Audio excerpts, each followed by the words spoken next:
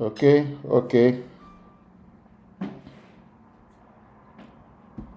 All right. Welcome to day 15. Welcome to day 15.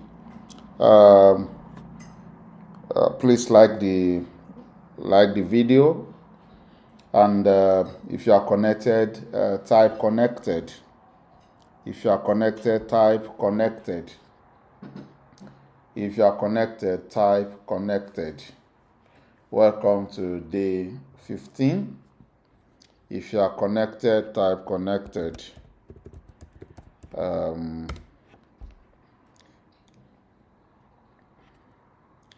and so we can move on to the business of the day. So that we can move on to the business of the day. If you are connected, type connected. If you are connected, type connected. Connected. If you are connected, type connected. All right. Thank you all for joining for today. We try as much as possible to cover as much as we can today. However, we did not complete our JavaScript event programming the other time. So we take a look at JavaScript. We take a look at variables in JavaScript. And then after we look at variables, we look at different how objects can be formed and an array and all that. At the same time, we try to look at different kind of methods that you can perform on array. So we look at how to define a constant. We look at defining constants, right? And then they're creating an object between the call brace, and then how to update a field without doing a set and getter. We also look at printing object as string, which is JSON or using JSON.stringify. We also look at passing an object from string to back to an object. You use JSON.pass.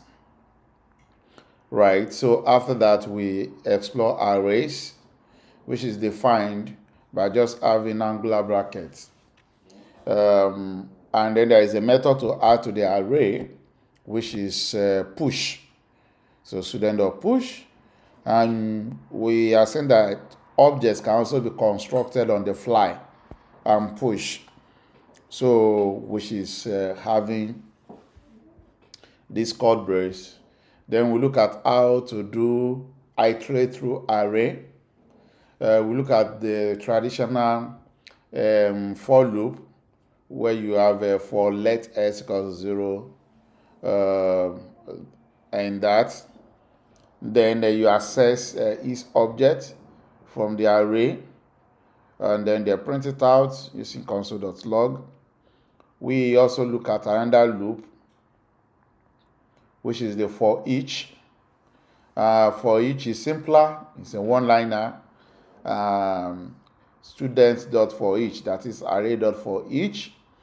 And then the first variable here represents the object. In fact, if you mouse over it, you will see that it's showing the object that S represents, because it's mapping into that like variable declaration.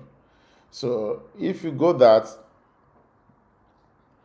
and then after the arrow, whatever function that needs to be performed over the object, you can do that. Then we also look at map if you need to modify the object within the array before probably doing any other thing with it. We also look at map, and then we'll say that map can be instantiated with the new map keyword.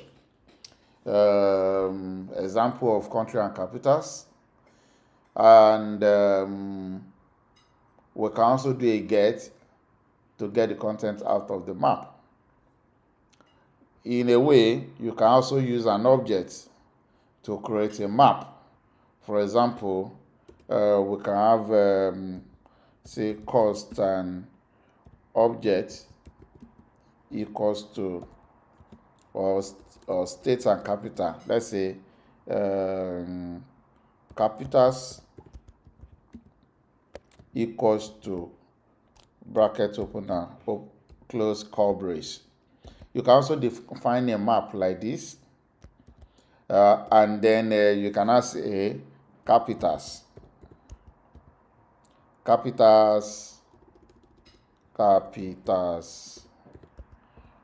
of, say we want to add Nigeria now. We can just say capitals of Nigeria, string Nigeria.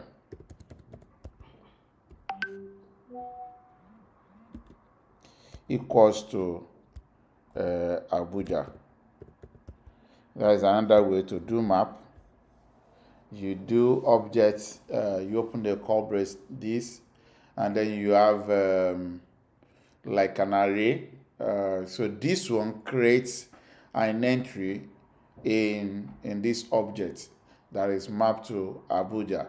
If you print it out, it will look like a JSON object. All right.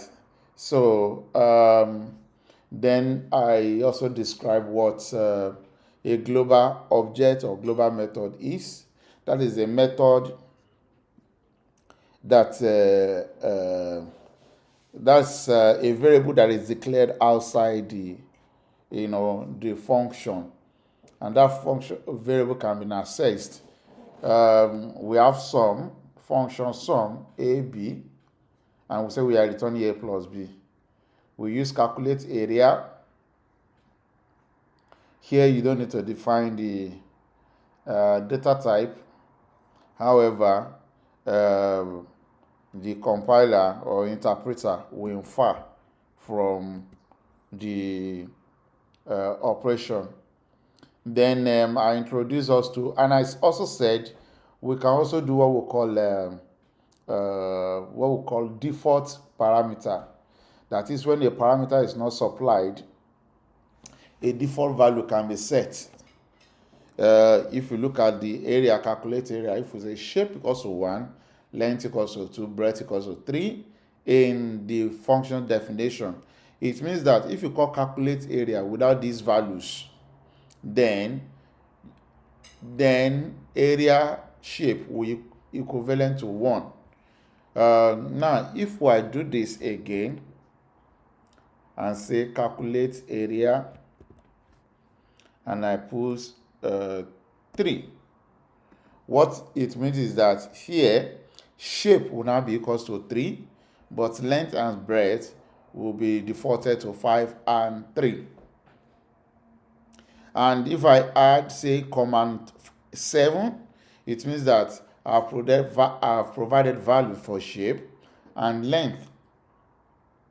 Value for shape and length are be provided. So, and that is it. After that, I introduced also what we call a callback function. What is a callback? A callback is a function that is executed after the current function has finished. So, for example, we have calculate by shape ID. Here, we are supplying ID and we are providing a callback function. So what this function is supposed to do is to probably determine a shape based on the ID. After finding that, then it should do what? It should execute the callback. So find shape by ID, and I'm saying that calculate area is the callback that I want to apply. It means that the shape is now 2, and calculate area will now be called. So if you come back here, calculate area will now be called. So which means that the shape is now 2. Then ABC, which represents length, breadth, height, will now be passed to it. Okay, so having said that, we also look at a different function of string. We look at the split function, we look at join and array. We look at modifying an object, and then we look at what we call object destructor. Object destructor. We look at destructor, and then we look at spread method. The destructor is to take a value or two value or more. Is to take values by existing variables within that object without having to access all the variables. For example, we have an object called student here, which has first name, age, school, state. But we just want to make use of first name and school. So by the structure, you can start with constant, then call brace, the first variable you want, the second variable you want, then equals to the object. This is called destructor in object, functional programming. You can destruct a structure. So, but there is another one that can update the object. Update the object is called a spread method. If, like here, we have student, and we want to update the age and state of that student. So you start with that new student now equals to call brace open, then dot the student. So this dot means that all the values and variables in student is now copied to the new student we are defining. Then you update the age and state for that student.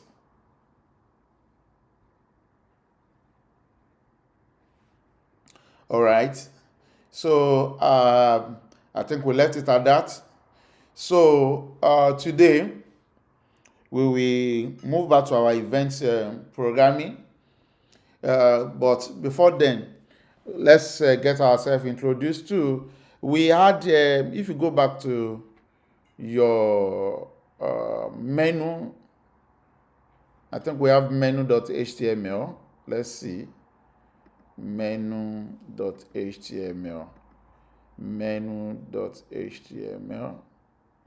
Let me see.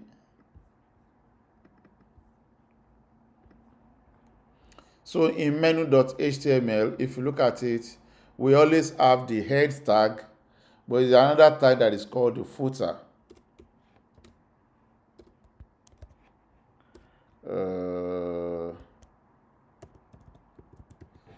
It's called footer. Footer is like the body. So the same HTML document, you can also create HTML document in the footer. The footer is what appears at the foot of the page. So I'll just put a simple, when you have a meta information about the page, that is other micro information that people can access about the page, you can put it in the footer. So here, I will just do a one-liner footer. Let's say copyright and copyright 2023 Baba-Festi. Then another navigator, I can say Bootcamp,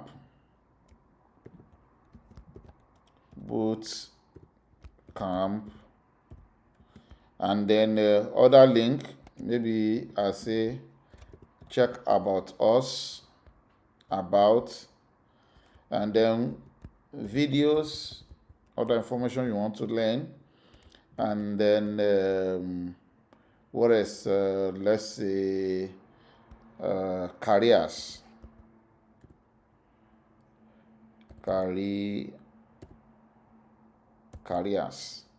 So I'll leave it at this.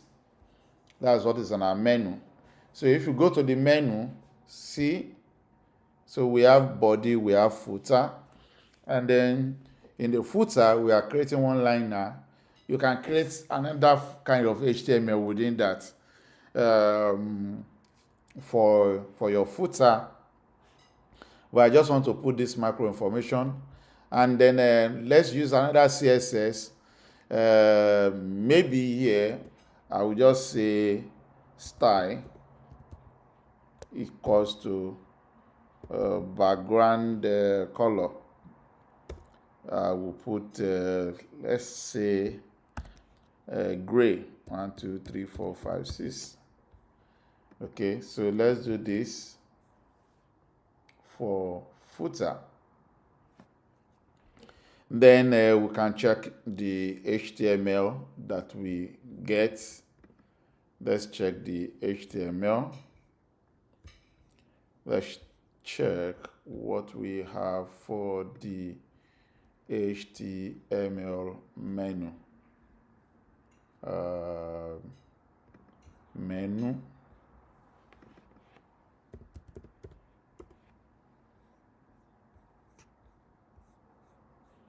So HTML menu.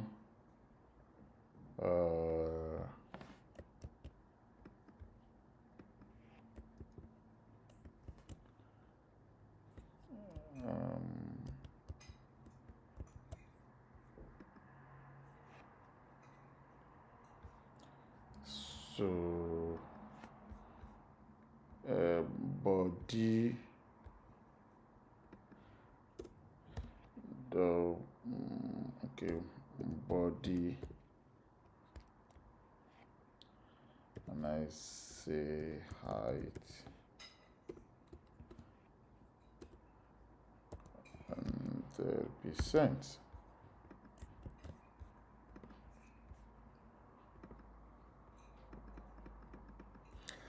So basically, if you go now,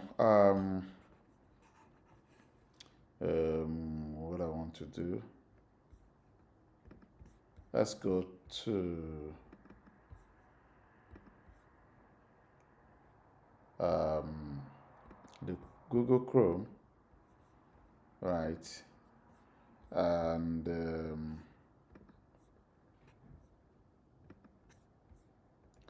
And refresh, we should see that we should see the footer, depending on the content that you have there, will jump below. So we can style this again so that the content remains at the foot, like setting the height maybe to 100% and all that. So let's go back to what we are doing.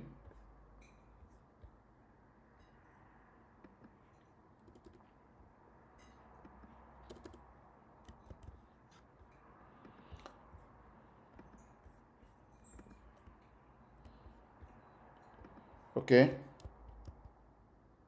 so we'll go back to our event programming. So I want you to go back to event.html. Event.html.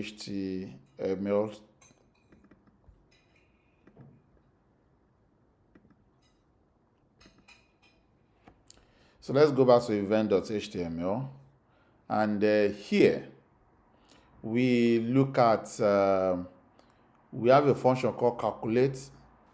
So what I'm going to do is that for each of the elements, I'll probably change the name to ID. Change it to ID,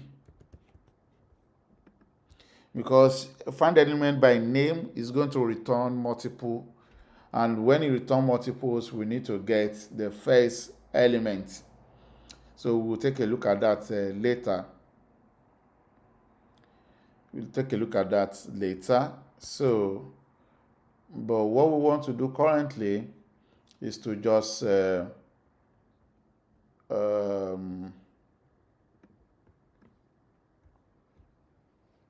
we want to do let me to make it more focused.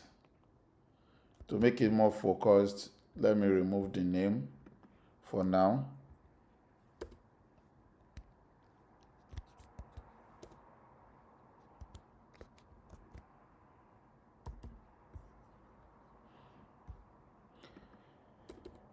So I remove the name, and now all we just want to do is that we want to get whatever is in argument 1 and argument 2, and then click on select any of the operation.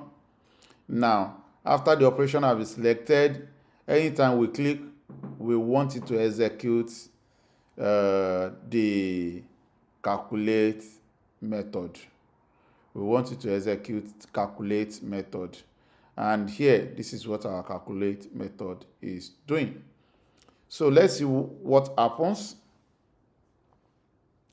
Let's see what happens. Let me shift to the side so that you can see. So this is our function, calculate. The calculate, what does it do? Is that what does calculate do?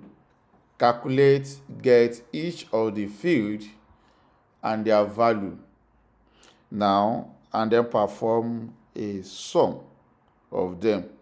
A sum of them. A sum of them. So instead of calling show this, so we have this. Now if we go back to our form now, event.html, open your form event.html in the browser.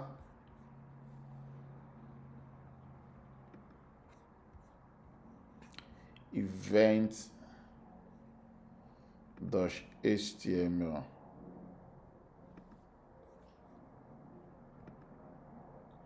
Event.html. So in event.html,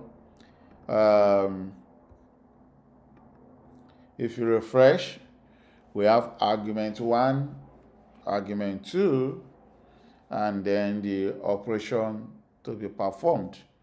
So I'll start with let's say 1 plus 2, and then click add, click calculate. What does it tell us? It tells us that multiply is what? It said multiply 2. However, we asked it to do addition, so which means our code is wrong. So let's go back to the operation. The operation is okay. Here, I think I call it by, is it by ID? Okay, I call it by name.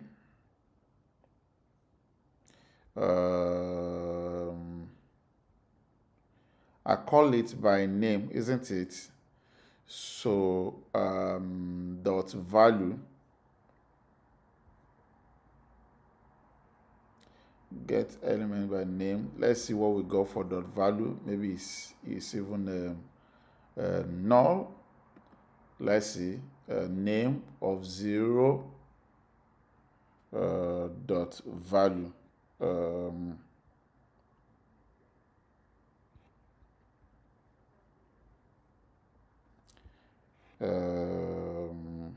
Option dot add, right?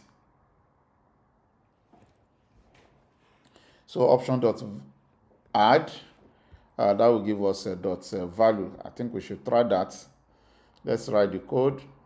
Try it now and tell me between this, just put alert as the value of the option field. I want you to alert the value of the option field. Can you do that? The OP is the operation that we want to perform. That is our selection. If you check the HTML document, if you check the HTML document,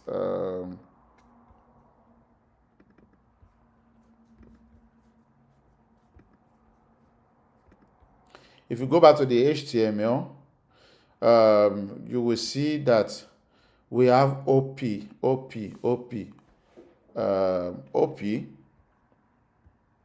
and the value of the OP, and the value of OP. So you will see there the value of OP is add. We also have subtract.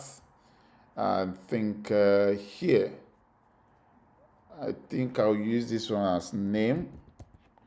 We can change this one to name.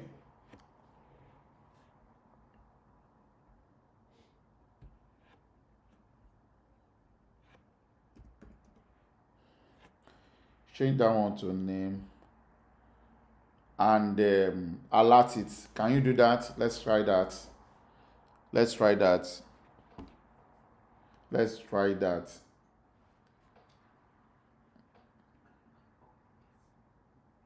Oops. Everything should be name. Then go to the calculate function.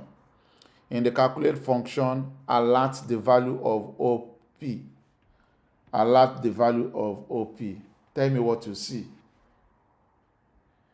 Type what you see.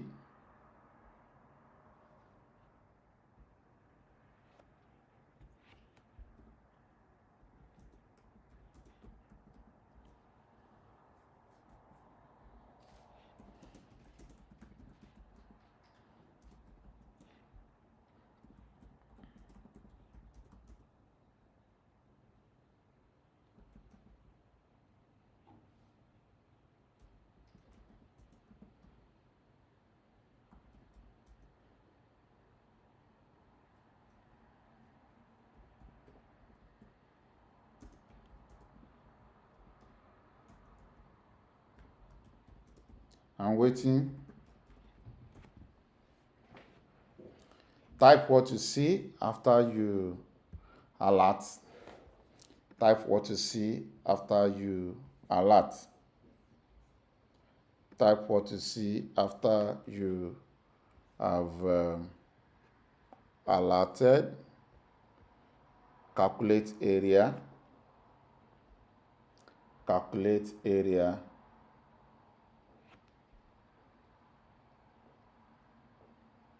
Calculate area.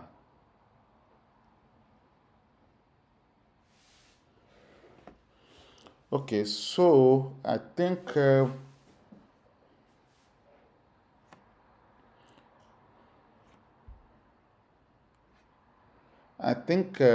since we have option to find or get elements by name, it means that it's going to return to us all the elements that matches the same name. So for that, we will now need to iterate through what is checked or what is selected. So let's use a for loop for, say, for variable I equals to 0. We already know how to loop.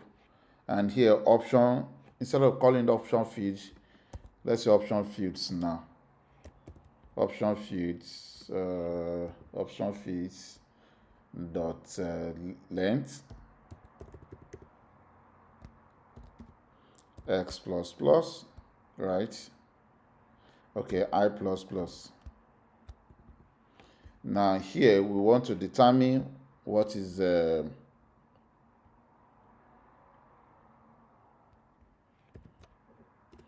we want to determine what is selected. So we say if option fields say of I equals to, probably is not equals to unselected, right? Or if option field of I, let's use dot checked. Dot checked. If option field of I dot checked, then that option is selected, and then we can say let's define op. Let op, and then we can say op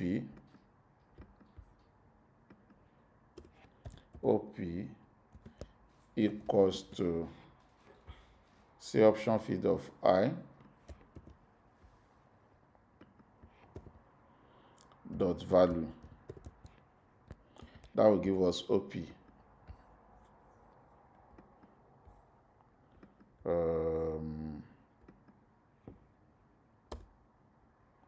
Okay, so that will give us op, and since we already have op, if option field, we can just change this one to op. Can change this one to op.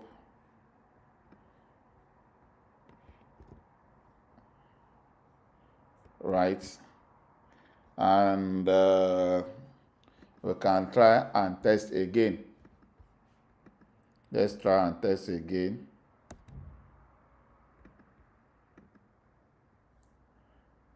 Let's try and test again. Let's see if option fields, we have option fields, get element by name op. Do we define op?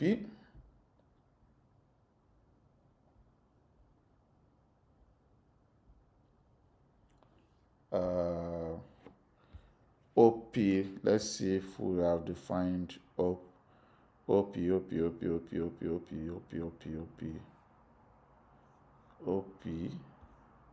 Okay, so we have op, and there we are saying that option fields dot length option fields of I dot checked,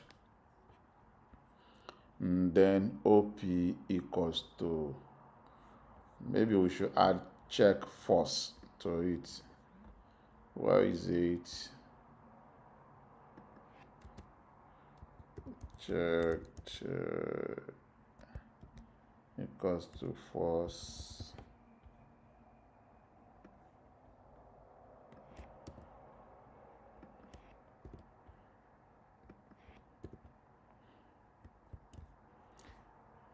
Let's have check equals to false, and see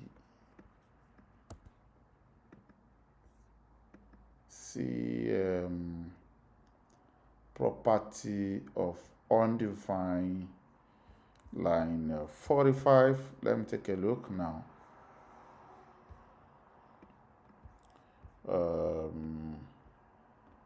Let's take a look, like 45. 45 option fields,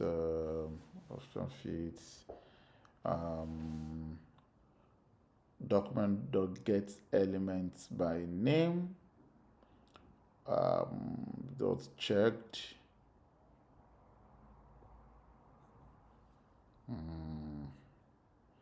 Okay, hold on, let me just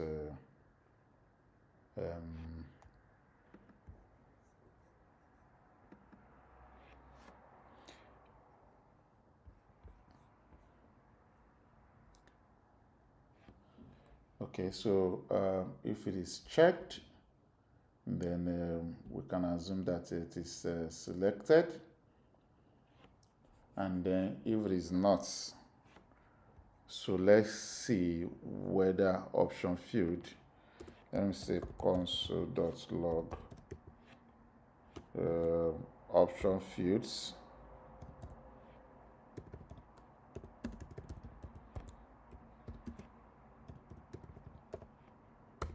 right? So let's see what we have. Let's see what we have from here, and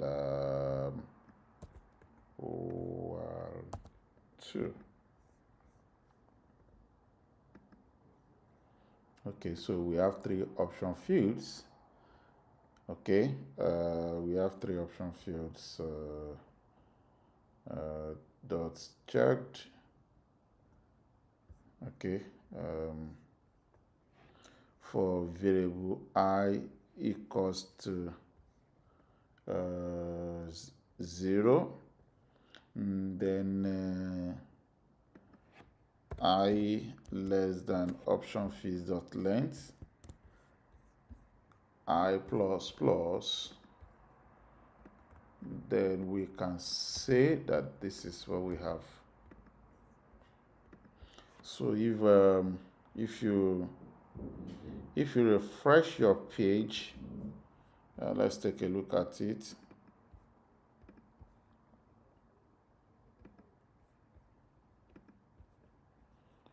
If we refresh our page now, so let's put 1 and then 2, and we select add, and we click calculate. We should get sum equals to 3.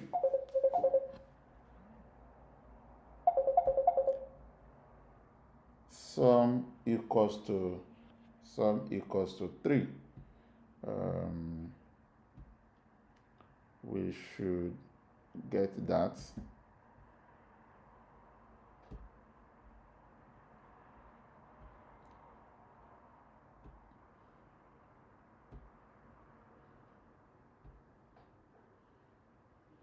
Okay.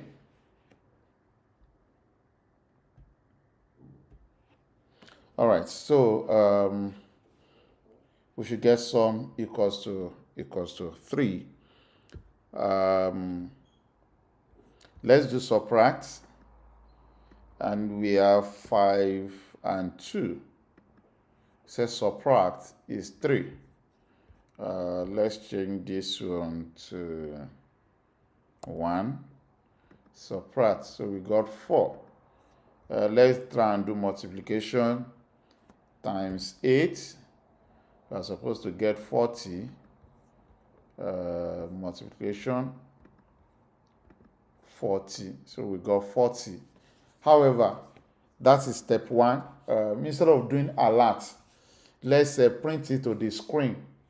Let's print it to the screen.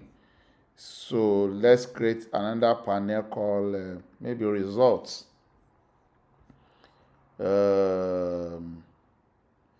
Let's have a panel called results. Let's go back to our source code.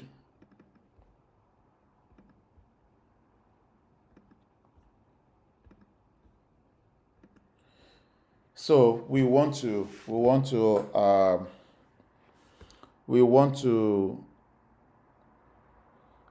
display it on the screen rather than alerting it. We can add something below the form. Let's have something below the form and call it display or results, right? Or view. So let's create a component called view here. I'll just call it view. And this view, let's just say we want to have a text container. A text container could be any of the P tag, the bow tag, the H tag. You understand? So here I will have, let's say, H3 tag or H1 tag. And then let's assign an ID to it for us to be able to reference it. Let's call it a display. And then the display, so we have this. I hope we can see. So we have for our view where our results will be displayed, we have displayed as the ID of the component. In another place, it could just be a div tag. It could be a div tag. It could be a div tag. Let's add a style to this. Let's create a style sheet, and this style sheet, let's call it results or display. And this class display, I want to make the font weight bold. font size, let's say 40 px, font weight bold, say 600, and then I don't want to display it as a regular number, so let's use like a dash. Font style, so font style, let's use italic, interior, initial,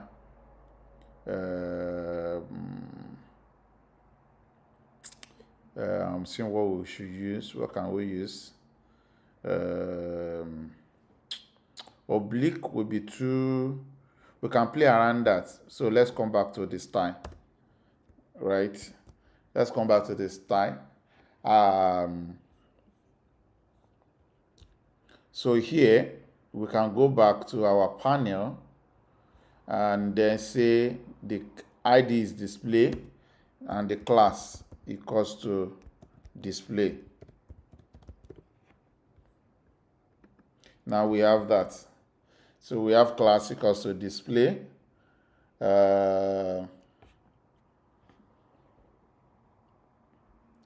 Class equals to display, and anytime we call calculate, we want to put the results.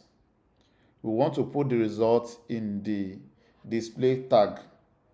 We want to put the results in the display tag. We want to put the results in the display tag. All right, so let's go back to it. So here, instead of saying message, we'll just say document dot get element by ID, and the ID is what? Is display.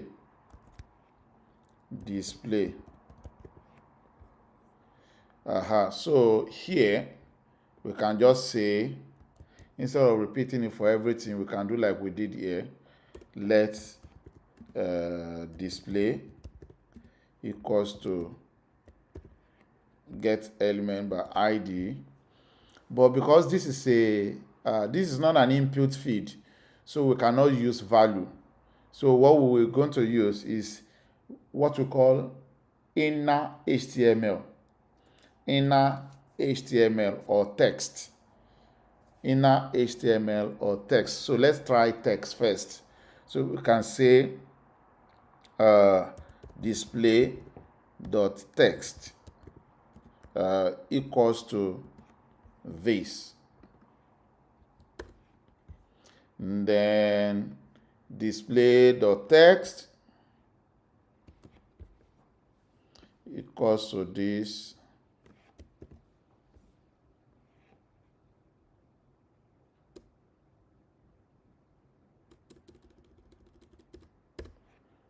Display dot text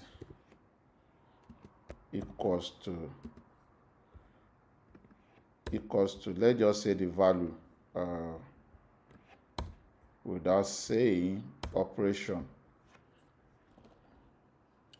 right? So we'll say display dot text equals to this.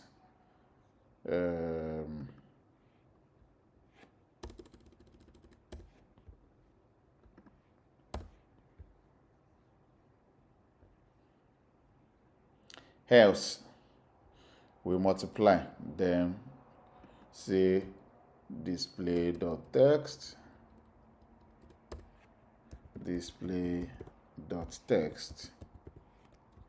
equals to this. So we are displaying, and we can try to test it now. So we can try to test that. I don't think it in HTML. Okay, inner text. We can use inner text. Inner text or inner HTML. We can use either of the two. Inner HTML, display dots, inner text. Let's see whether both works. That's inner text. So you can use inner text in HTML. That is, if you are doing something that contains HTML, you can use inner text and inner HTML.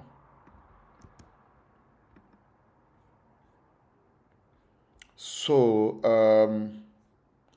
let's take a look at it.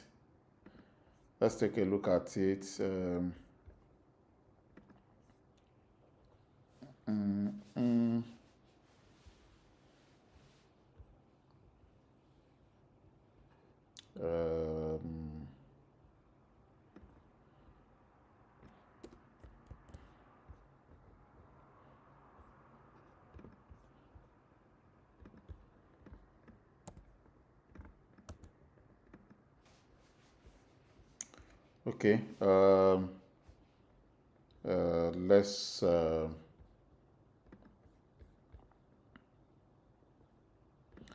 let me change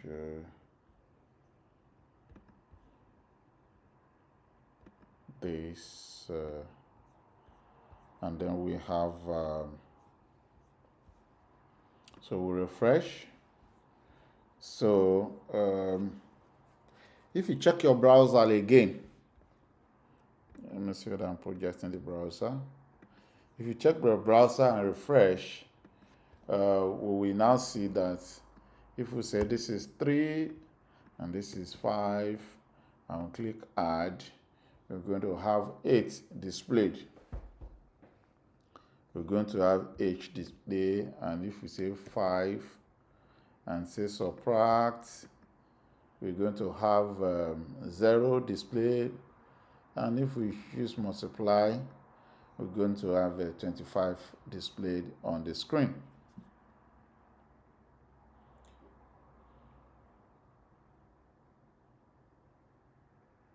Right. So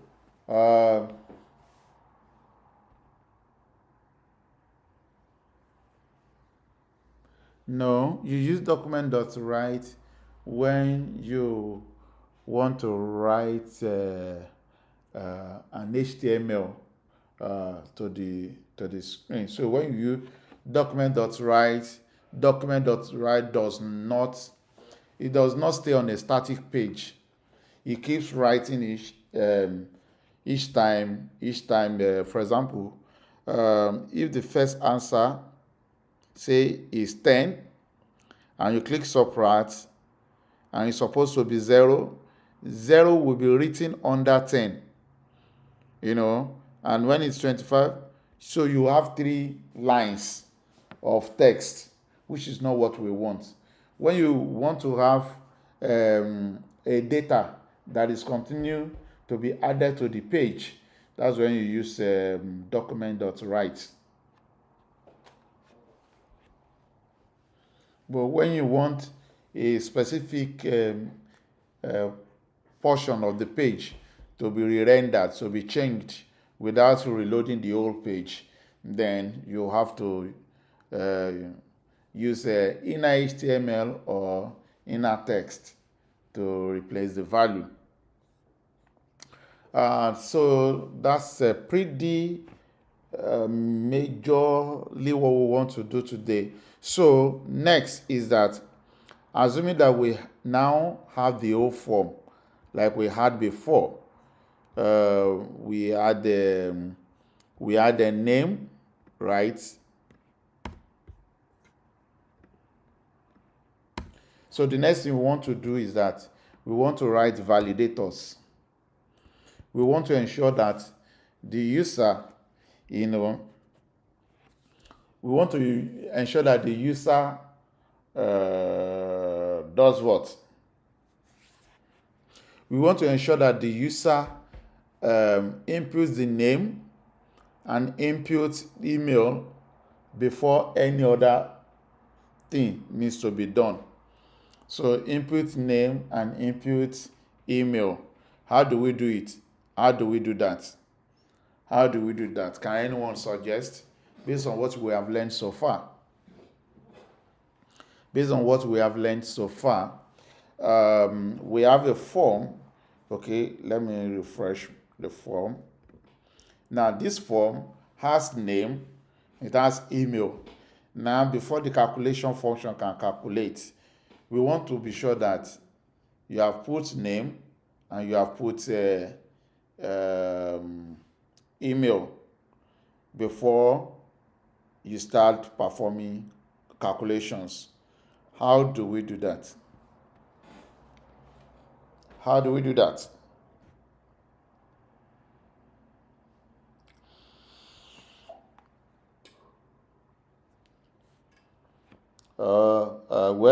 That is simple.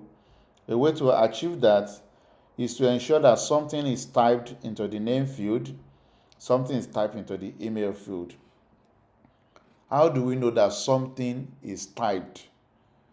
We can know that something is typed if the content of the field is empty, isn't it? Now, if the content of the field is empty, how do we know it's empty? We need to first get the content.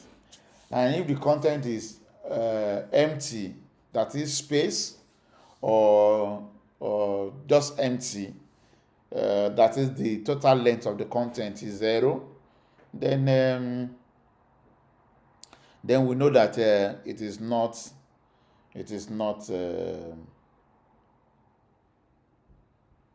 yes, it is not. Oftentimes JavaScript will use undefined instead of null. We'll use undefined. So let's try and do that. So the first step is let's write a method to validate. Let's write a method to validate. Instead of calculate, we call it validate. Say function is validated, and then we will do this. So I will just take these two, I'm not sure you are seeing the code again, so let me change to code.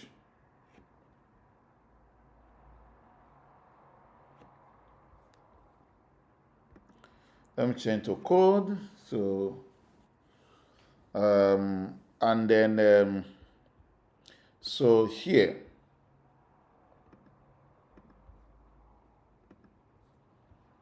you can refresh your screen if you are not seeing the code. So we'll write another method called is validated. Is validated. And in the validated, we want the email, we want the name, right?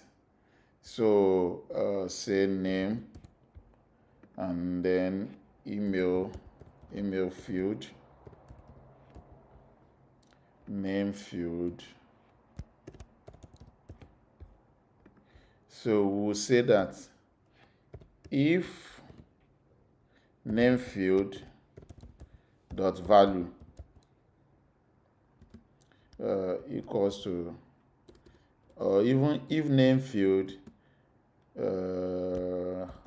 equals to undefined, or name field dot value equals to empty, or name field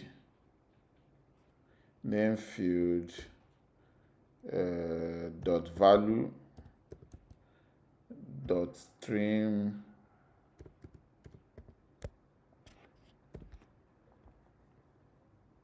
or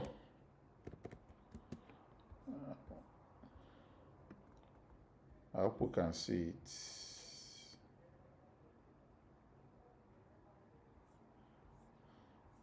if name field dot value or name field dot value dot trim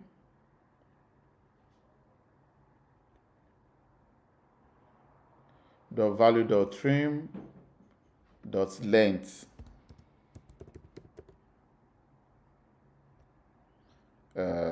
equals to 0.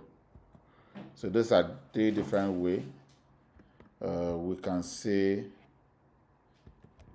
At this point we can alert, right? So if the name field is undefined, that is that find by id does not catch it, or name field dot value is an empty, or maybe somebody just type space, then what? Then we take a look at it. We'll take a look at this one. We can say alert. The name or your name is required. Your name is required. Right? Then return false.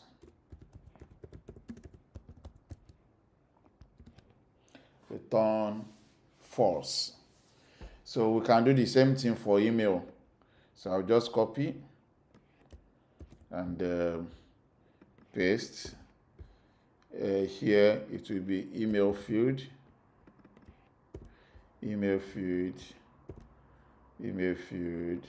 dot trim. Maybe I can just bring this down self, or email dot trim dot length is 0.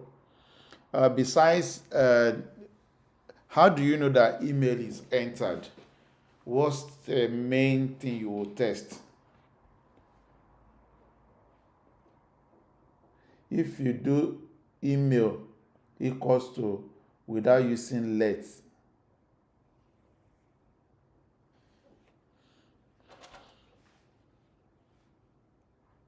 yeah, it will work. But oftentimes you should use either let or you use variable, var.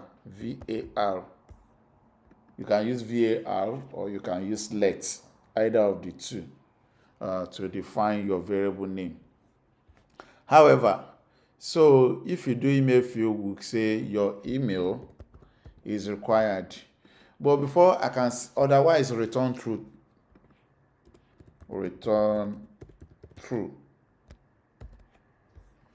Now here what we are saying is that if your email field is not empty, if it is empty or you just press space, we can trim it. The trim option is to remove all the extra spaces, and then you tell that the length is still 0, then it is not an email. But there's still one more primary function. Yes, the @ symbol. We can check for @ symbol. And how do we do that? I can say or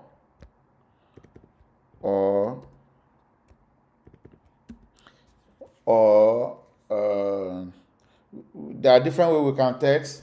We can search for index of @.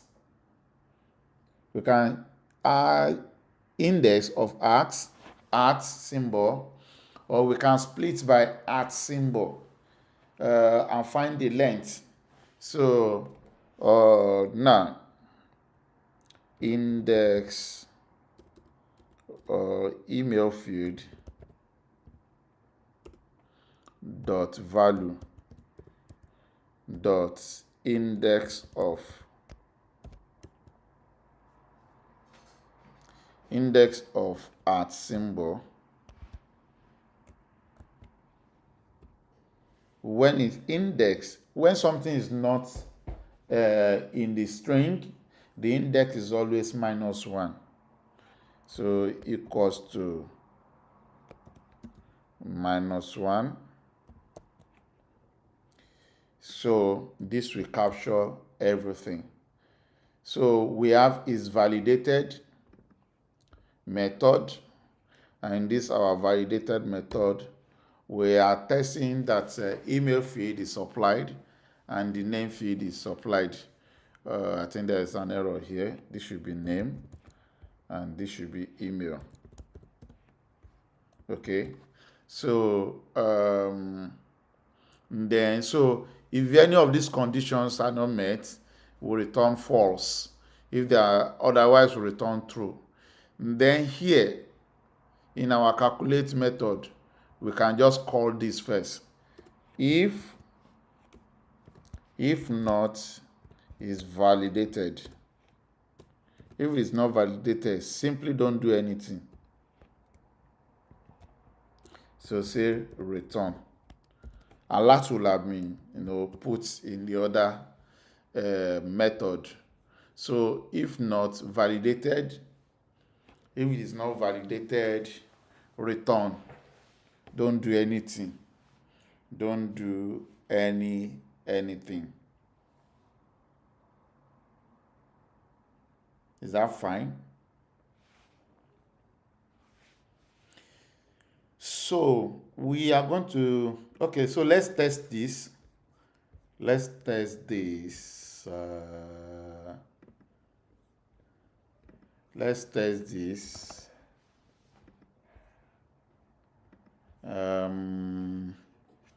We are going back.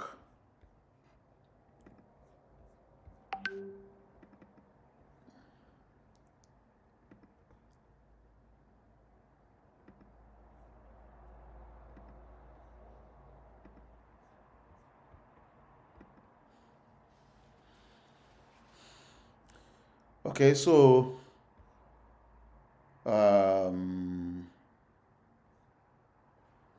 let's try and test it. So first I'll click add, calculate, and then you should be able to show me that your name is required. Your name is required. Your name is required. So, okay.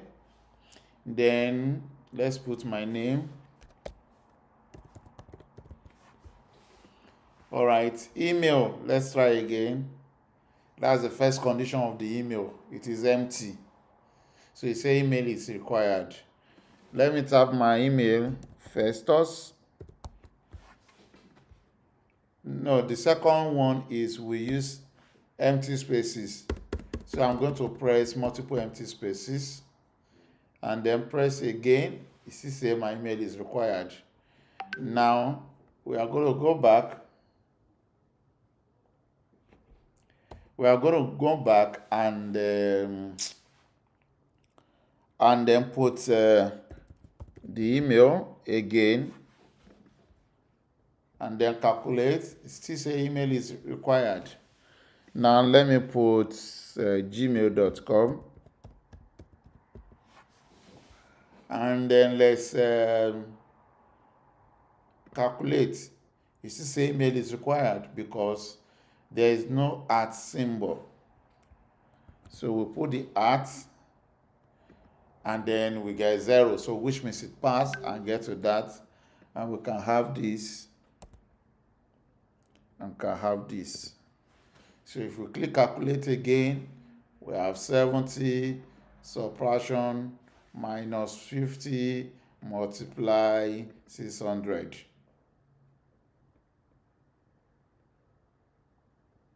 Does that make sense? So if you get it, if you are following us up to this point, type clear. If it is not clear, type not clear. If you get it up to this point, type clear. If you don't get it up to this point, type not clear.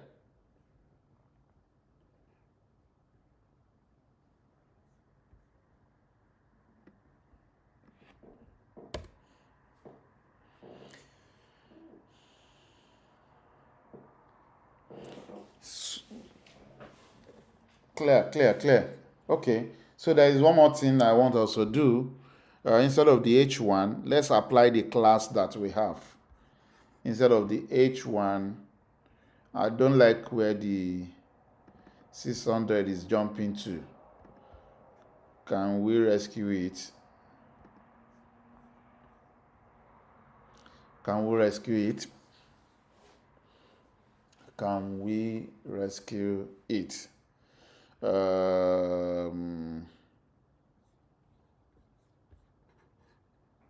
So let's look at it. I'll probably change the view. I want to change the H1. Where is it? H1 to another tag. Let's call this span. Let's call this span. And then, okay. What if we don't want to alert? What if we want to show error on the screen instead of doing alert? Can we do that? We can write a custom alert method. So that will be your assignment. Use the method that we use to display and try and write a function to alert. Write a function to alert. Write a function to alert. So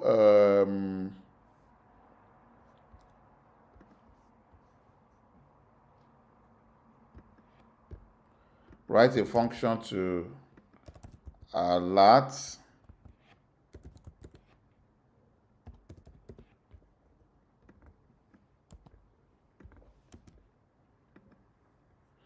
Okay.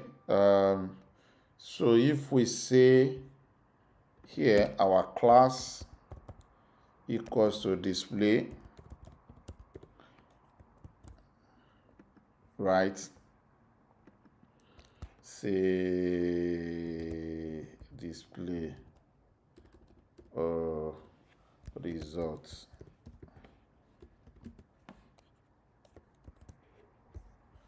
So if we refresh,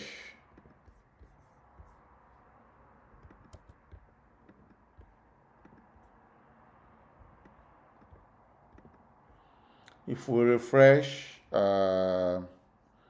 can have the number displayed where it's supposed to be.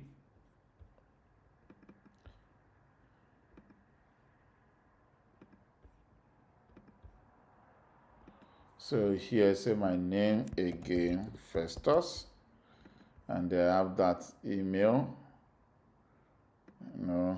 say BD, and then I have 34, I have 65, and then calculate, subtract, I have this, multiply, I have 22221. You can see the way it is displayed, which is better than the one we have the other time using H1. Here we are now using span, but we are applying a class that gives us the same font as H1. The same font as H1. The same font as H1. The same font as H1. The same font as H1. I want us to add the table data rendering. Let's add the table data rendering and then close for the day. Table data rendering. So table data rendering. Table data rendering. So here, for the table data rendering, let's say in the next 20 minutes. So we have 20 minutes to go. 20 minutes to go. So in these 20 minutes, we are going to create our student record. We are going to create our student record. we want to have a form, and that form should take the student name, the student address, and then the age of the student or date of birth, then department. So that's what we want to have, and then we want to display that in a table. We want to display it in a table. That's what we are going to do today. Next time, when we move to day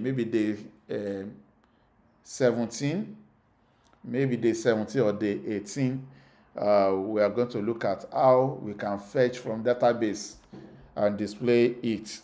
So, but currently, we will do everything from front end. So let's go ahead and create another page. Call that page students. Students, that is plural. Students.html. Create another page called students.html. We are going to create a new page called students.html. Students.html. Okay, we already have students.html. What do we have here? Oh, student database. Okay, good. So we can just go back to our student.html. Here we have student database. So let's have a form. Let's quickly create a form for the student data. And then what do we want here? We have a name. You add the input type equals to text, and then what is it? ID equals to name. ID equals to name. I hope we can see that. Let me see.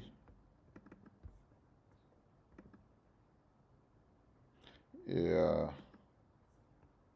So let's go back. And then we have a student. We have the name. And this is the name.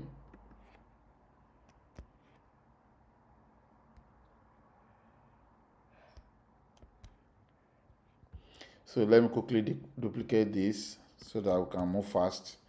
We have name, we have email, we have what? We have address. We have address. What else?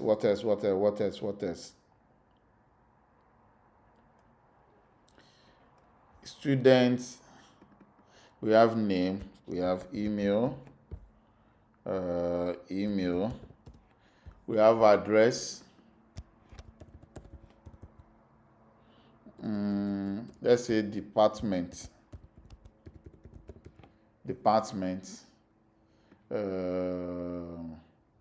Let's say faculty.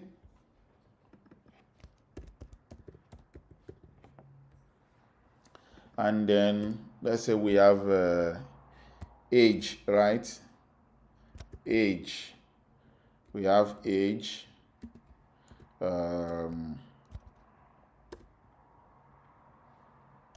We have age. And then we have age. What else are we adding? Let's say name, email, department, faculty, age. I want to add something else. Gender. Let's add gender. Okay, so here for the gender, we are going to have checkbox again. So here we are going to use name equals to gender. gender, gender. This type is radio. Type is radio. And then we have a button. We have a button. Button. Type is button.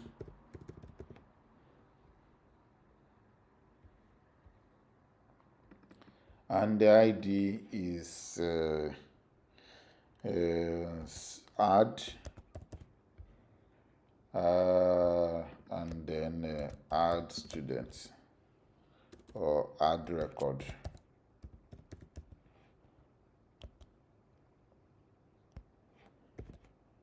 Add record. Now after the form, I want us to have a table. So we have a table. And in this table, we have header, right? T head. We have T head for the table. And the T head should have all this row. TR. TR is for a row. And then we have TH. TH. How many TH are we going to have depending on the columns? 1, 2, 3, 4, 5, 6. So we are going to have these 6. 2, 3, 4, 5, 6. And then each of them will now be, we have name, right? We have email. We have department.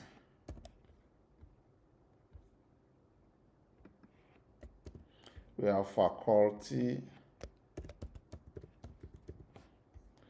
We have what? After faculty, age, gender. We have age. We have gender. Right, that's the head. And then we have T-body. T-body.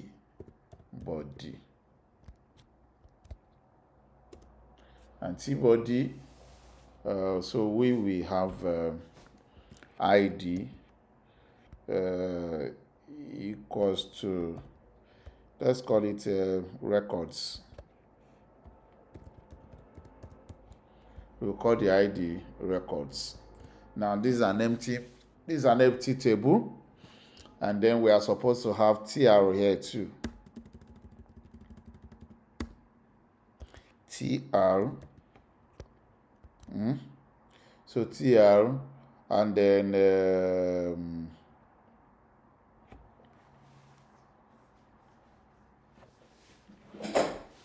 TR, and then we have TD. How many TD? I think it's 7. I mean, 1, 2, 3, 4, 5, 6. So we are going to have 6.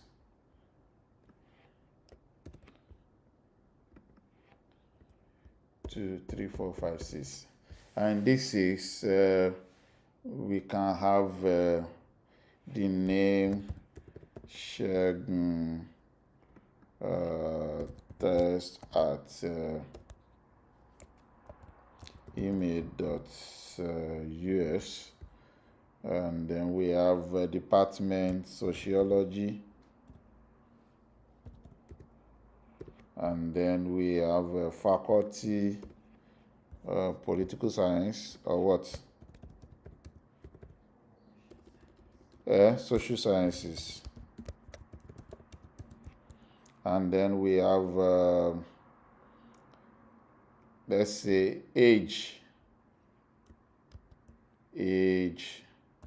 22,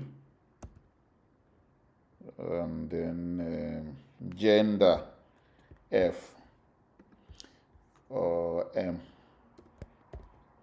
So we can duplicate this.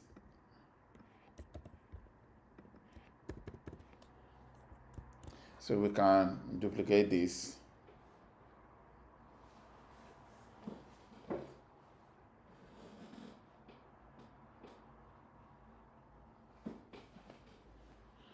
So we can duplicate this and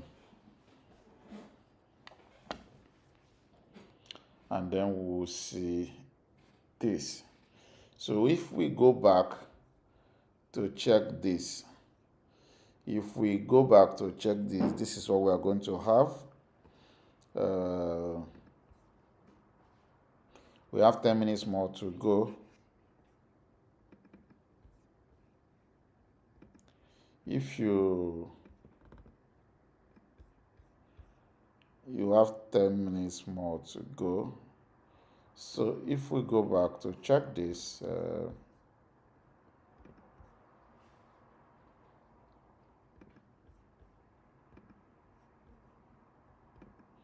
you go to your browser. Here we have student.html. You are going to have this. Now this doesn't look like what we want. So we just simply just put a break and then put a border around our table. So we put a break on each line. Everything is on a line now. So let's do that.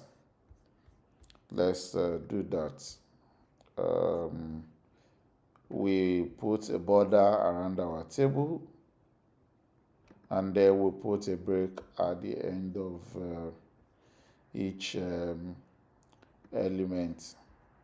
So if you go back to our student data, we will see where is it? So for each of this one, we can put a break.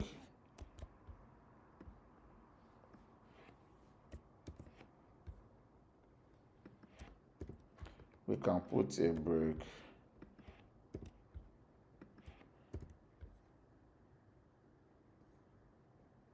We can put a break and say this is female. In fact, male value equals to M.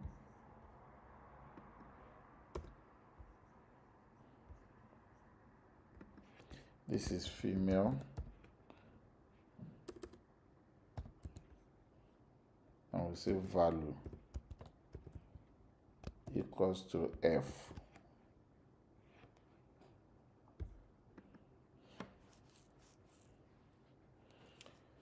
So that is that.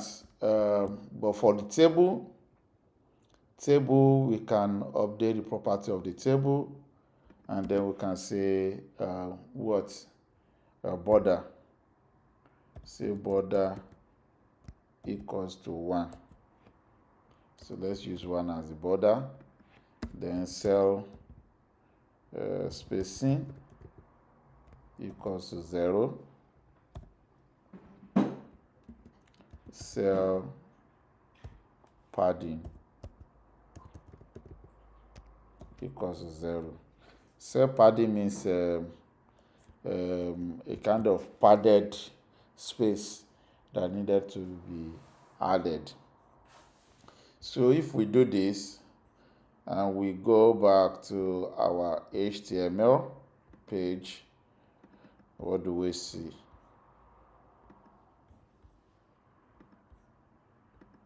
So if we go back and we refresh, you see that it looks better now. You see that it looks better.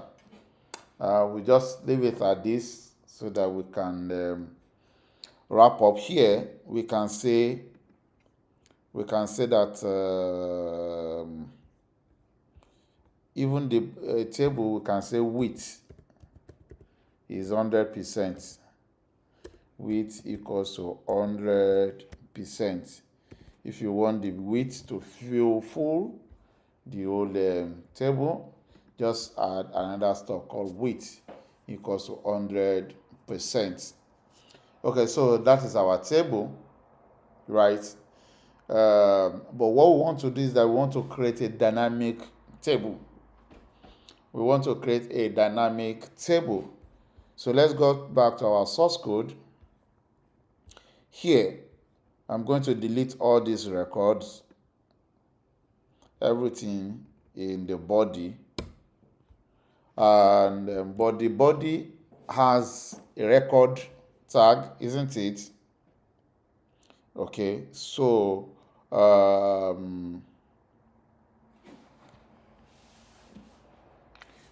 it has a record tag. Now let's do something very simple.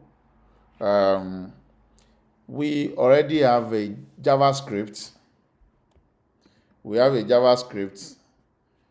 file called students.js, which is a JavaScript. Let's try and load that. Student.js. So we have, good. We already have students here. We already add students. So we will just modify this add students. We have a student records, isn't it? And then we had student.push. So what we are going to do is that anytime we call add, we push the student data. This time around, we are going to be using what? We are going to have name. We are going to have email, isn't it? We are going to have what else? We are going to have email. We are going to have department. We are going to have faculty. We are going to have age and then gender. So if we have this, then anytime we call add, since we already have the student records,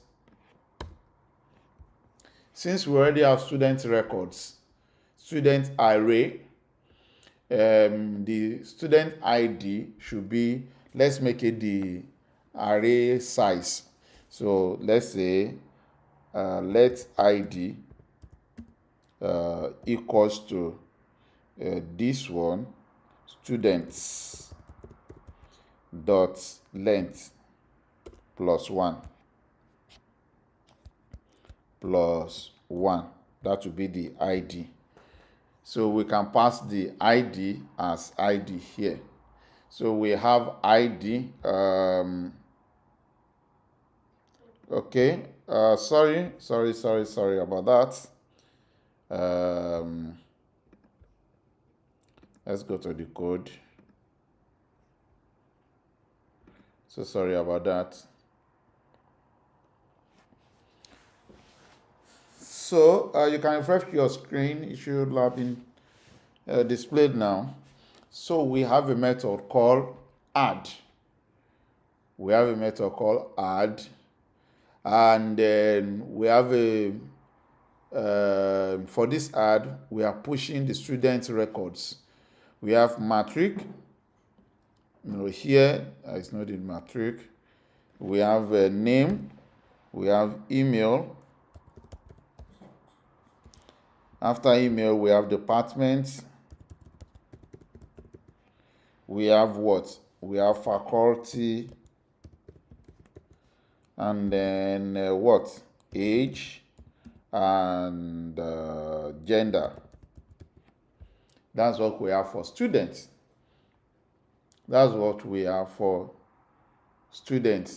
So there is one tricky thing I want us to do.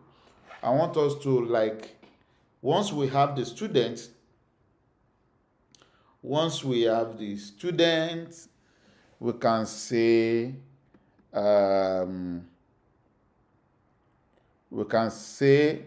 after we have pushed to the students, we want to update the current page to show the new addition. So how do we do that? We just create a new row. We just create what? A new role. we create a new role. We create a new role. We create a new role. That's that. Or just say, we cannot say for variable x equals to 0, 0, x less than students dot length, then x plus plus. I hope we are seeing that.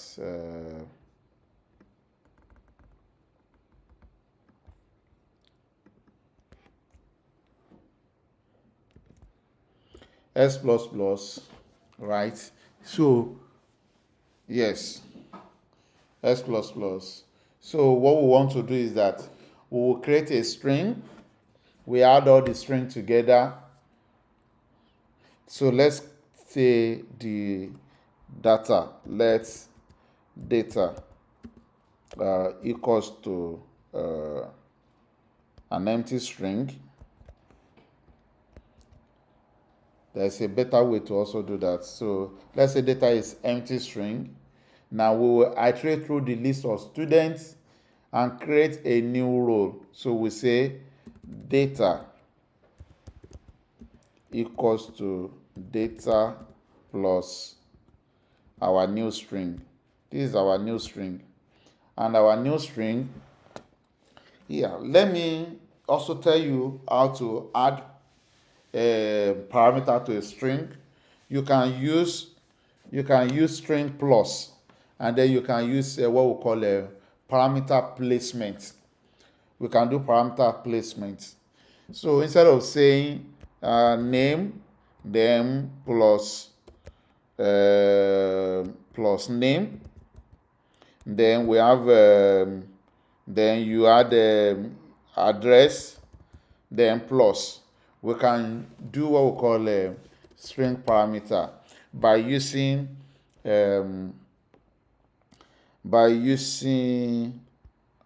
apostrophe this. So here, any string you put there, you cannot say, now we want to place a role. Let's go to student. Where is it? Student.html. In the student.html, we have row. This is the role. This is a whole row. So what we are going to do here is that we'll put it in a string here. You can see that everything is there. Now I want to replace all these static values with the actual values. So that is called adding the parameters. Just put a $sign in front. Put a $sign in front. Now where do I get dollar from my system? Okay, good. So I got dollar. So dollar with call brace like this. Dollar with a call brace. Here I want to put student.name, right? I want to put student.name. In fact, I'll show us how to use map to also do this one. So student.name. So here we have student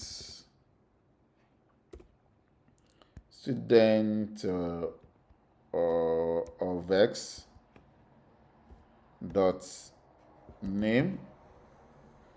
I'm going to just copy this to be faster, since this is the last stuff we want to do. Email. The next one is sociology, that's department. So we'll put department, student.department. What's the next one? Faculty. this should be student.faculty. Then, of course, instead of using for this, you can also use this for. You can say for, students in students. You understand? You can use for each. Do you get it? You can use for each. Now, so where am I? Remaining age, and then what? Gender.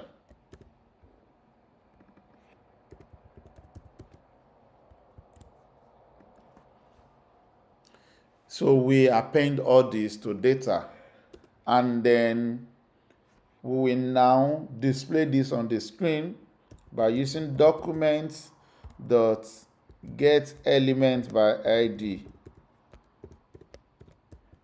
And this element is what is called records, which is the body of the student data. Then dot inner HTML equals to our data. Okay, so to cut the whole thing short, what this one simply says is that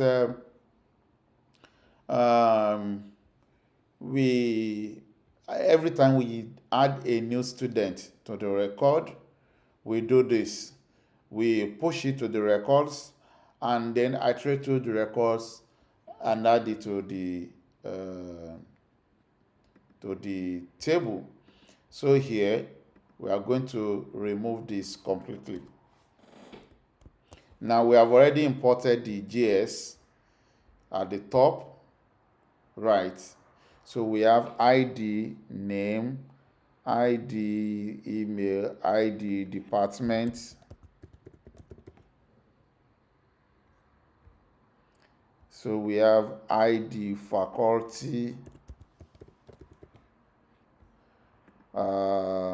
ID age, radio type gender, isn't it? And then button add. So for this button, so let's attach an event to it. Say on click equals to add student. That is called that way. On click add student. So let's have a method in our student file to add students. We'll call it add student. Add student. So let's write a function called function add student. Function add student. Now what this function should do is to just take all the defined values now. So we'll now say let name equals to student document dot get element by ID name dot value, assuming that that exists, the value. Now that's name 1 2 3 4 5. So name, email,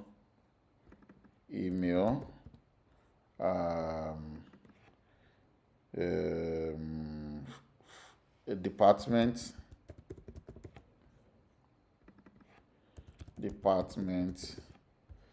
and then faculty,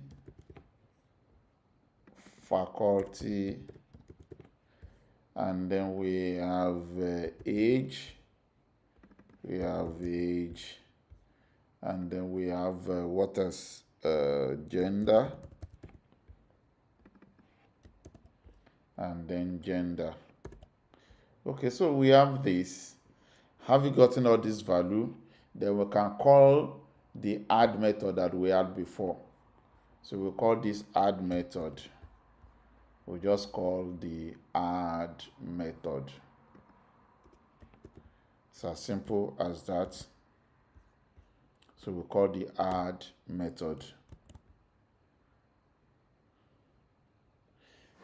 So we call the add method. Now for the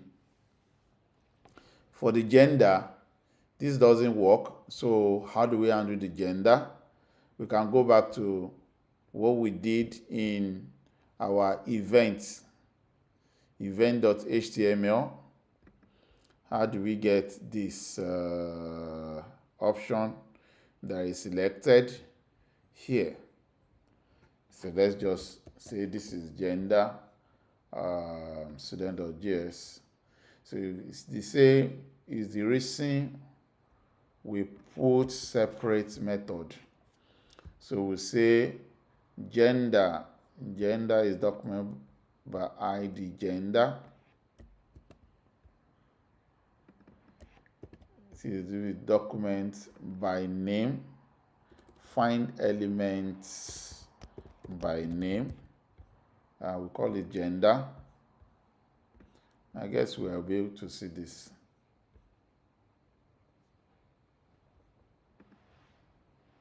So gender dot length, and we are saying that in fact, let me create say gender options. So let's call it gender options.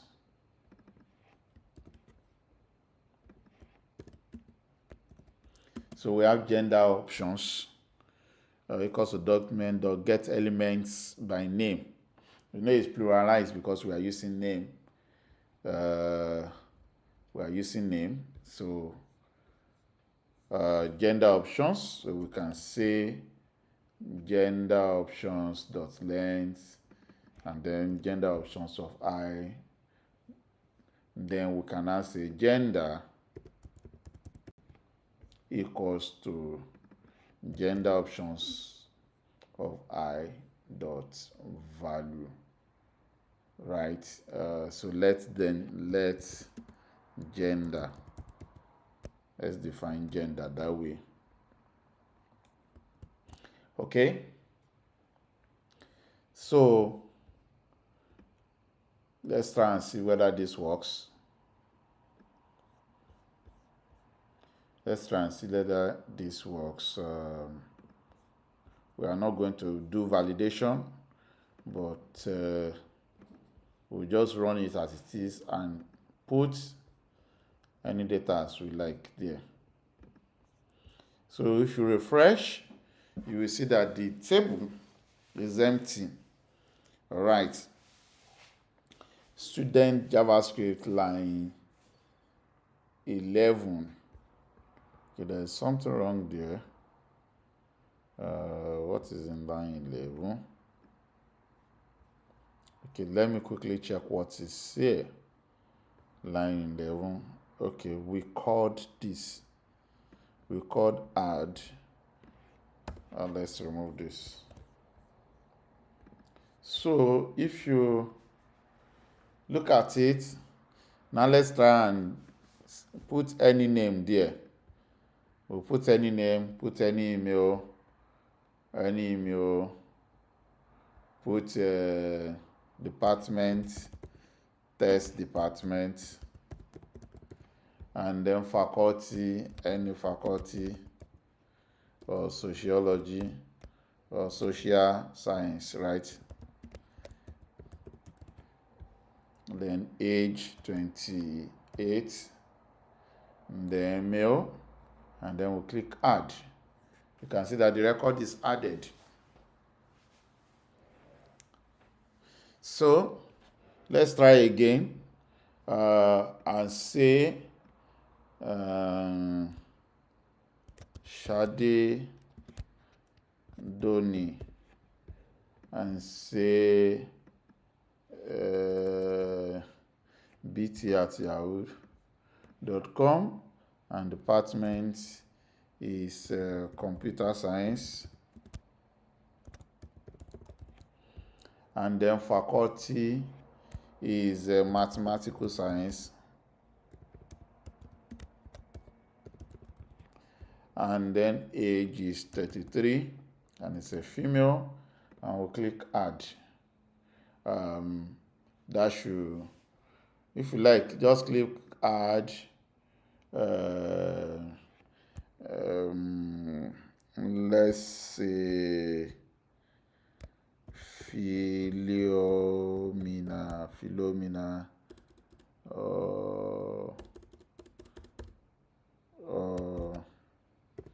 Phil, p.h@gmail.com, and then this one is mathematics, C in mathematical science, age 21, and is female. Then we can add this record. Let me add more. Now you see in this record now, when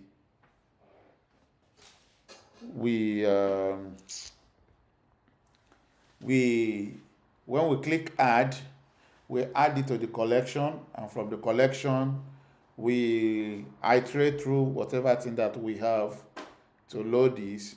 So your assignment will be validate each record. Validate that name is entered for the student, email of the student is entered, department is entered. Validate that the age is a number and not just, because I can put, instead of age now, I can say 21. I can put 21. Will he add it or will he not? Let's say Phil L, and we add. You see that it is added, but it's a wrong data. It's a wrong data that is added to our page. So we need that to be fixed. That will be your assignment.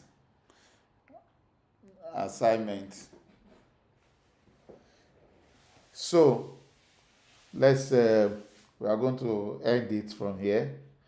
Thank you so much for being available today. So try and go through the code again. I'll push the update to the server. Thank you so much, and bye.